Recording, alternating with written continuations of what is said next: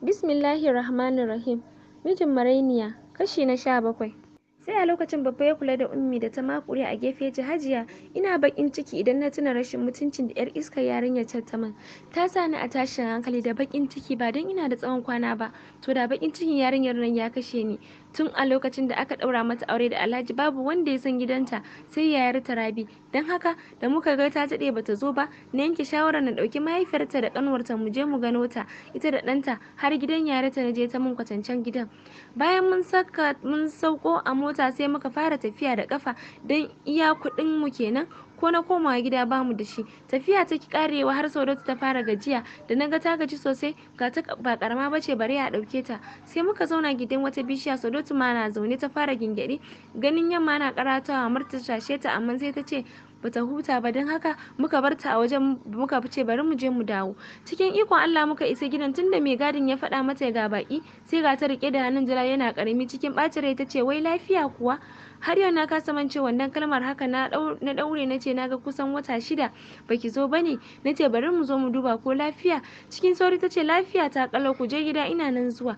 Mahaifiyar tana kokarin magana tace, a mama dan Allah ku yi sauri, kar kawaye na su fito su ganku, za su min dariya. Har tana kiran mai gadin wai ya bude mana kofa. Haka muka baro gidan cikin bacin rai. Mahaifiyar tun anan ta so mu kuka, haka muka zauna muka yi ta kuka. Sai yamma likis muka tuna da Saudatu, sai da muka yi tafiya mai tsayi muka isa wajen.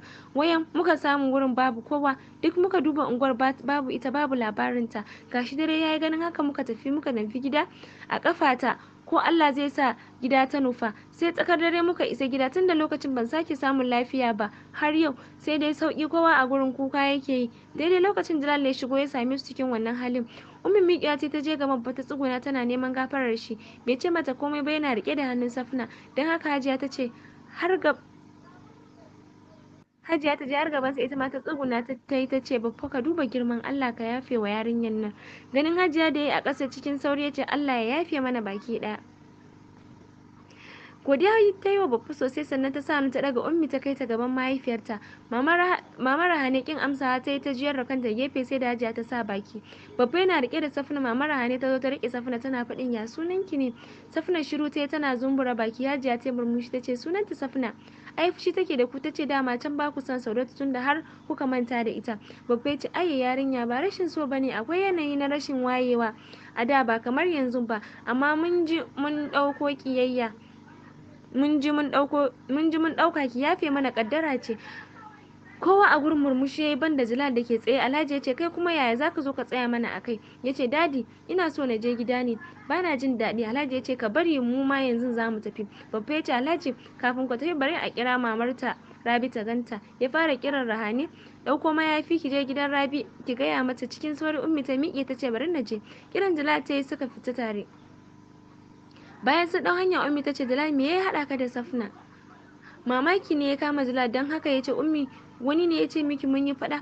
Hararar shi Ummi ta ce, ina tambayar ka kana tambaya na, don haka ban baka da kunya?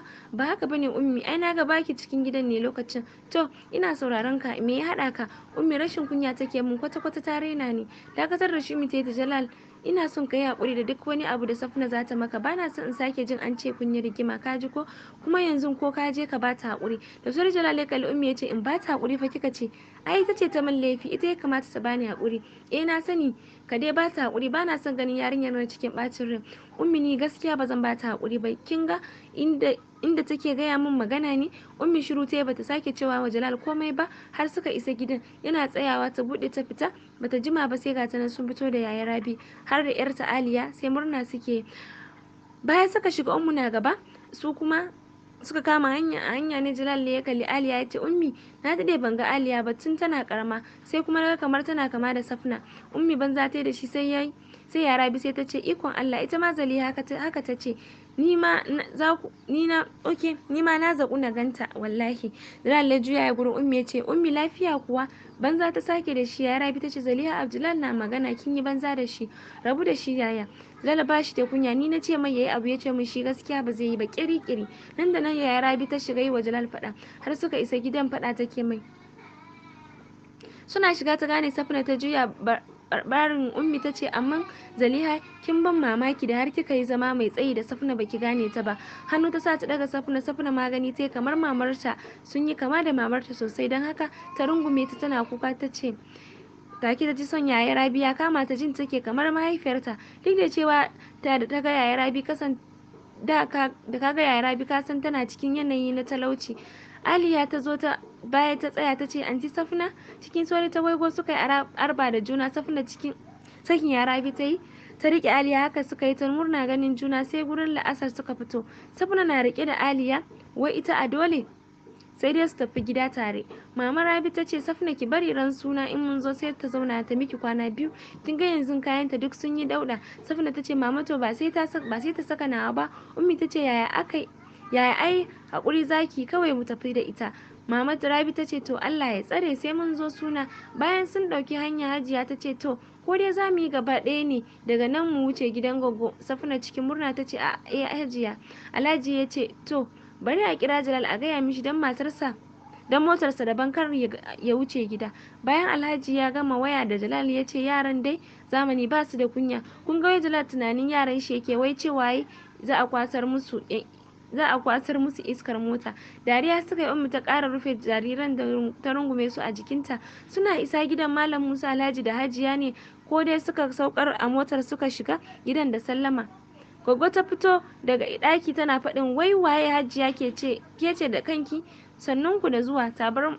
Tabarma ta shimfiɗa. Bayan sun gaisa Goggo ta ce bari na je na sawo muku shinkafa da wake. Hajiya ta ce a'a ni ba zama na zo ba, na zo ne na ga jikokina. Cikin faɗuwan gaba ta ce aiko ba sa nan, Iro yana gun yansa sana'ansa kama shi, ita ko Salame yanzu ta ɗauki tallan gyaɗa. Cikin mamaki Hajiya ta ce a'a ba ta yi aure ba. Hawaye ta fara sharewa ta ce ai fasawa tun da ya gano ciki gare ta. Hajiya ta girgiza kai ta ce to ki zo ki raka mu gidan da ɗayar yarinyar take na ganta. To masu saurare, mijin Mareniya kenan. Kar ku manta ku yi subscribe kuma da like, mu haɗa na gaba.